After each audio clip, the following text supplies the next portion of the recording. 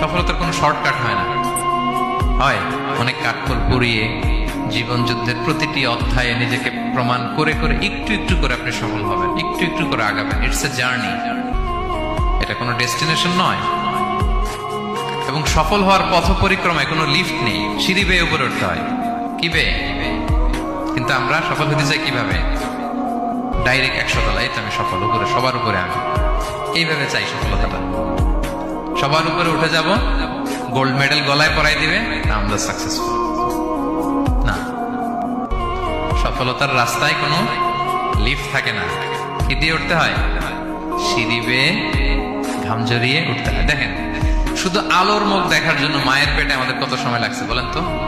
Just একটু light, হ্যাঁ, 9 মাস 10 মাস সময় লাগছে শুধু একটু আলো দেখবো আমরা। একটু আলোর মুখ দেখার জন্য আমার লাগছে 9 মাস। আর এখানে আমরা শর্টকাট খুঁজি, খালি কি খুঁজি? সফলতার কোনো শর্টকাট নেই।